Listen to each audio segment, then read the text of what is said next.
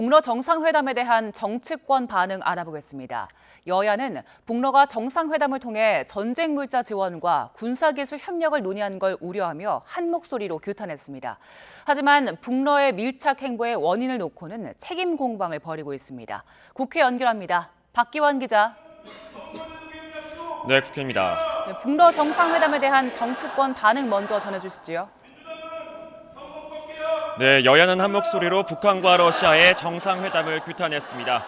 전쟁 물자 지원과 첨단 군사기술 협력이 동북아 안정과 세계 평화에 부정적 영향을 끼칠 수 있다는 겁니다. 다만 북러 두 나라가 밀착 행보를 보이게 된 원인을 놓고는 신경전을 벌였습니다. 민주당은 윤석열 대통령의 이념 외교, 진영 외교가 북한과 러시아의 협력을 불러왔다며 북러 정상회담의 1등 공신은 윤석열 대통령이라고 주장했습니다. 윤 대통령이 러시아를 공개적으로 자극해 북한에 경도되게 만들었고 결국 한미일 북중러 대결 구도만 심화시켰다는 겁니다. 하지만 국민의힘은 북한이 러시아와의 군사협력을 운운할 여력을 만들어준 건 문재인 정부의 지원 덕분이라고 반박했습니다. 민주당이 윤석열 정부의 외교 성과를 깎아내리고 정쟁에 끌어들이고 있다며 안보 자해 행위를 멈추라고 비판했습니다.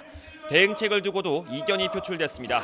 국민의힘 성일종 의원은 MBC 라디오에서 러시아의 북한 지원에 맞서 우리 정부가 우크라이나에 무기를 지원하는 방안도 검토해야 한다고 주장했습니다. 반면 민주당 윤건영 의원은 같은 라디오에서 이는 사실상 전쟁 참전 선언과 같은 것이라고 맹비난했습니다.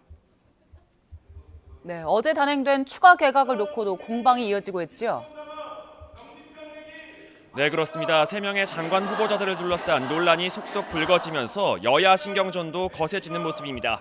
특히 국방부 장관 후보로 지명된 국민의힘 신원식 의원이 한 보수단체 집회에서 고 노무현 전 대통령과 문재인 전 대통령을 겨냥한 발언이 정쟁의 중심에 섰습니다.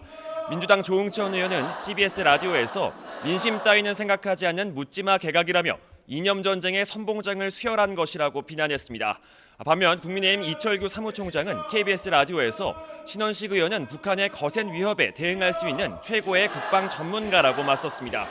유인촌 문화체육관광부 장관 후보자에 대해선 과거 이명박 정권 시절 막말 논란과 문화예술계 블랙리스트 의혹이, 김행 여성가족부 장관 후보자는 김건희 여사와의 오랜 친분 등이 도마 위에 올랐습니다. 민주당은 인사청문회에서 송곳 검증을 예고했는데 여당은 이에 맞서 적극 엄호에 나설 것으로 보입니다. 지금까지 국회에서 YTN 박견입니다.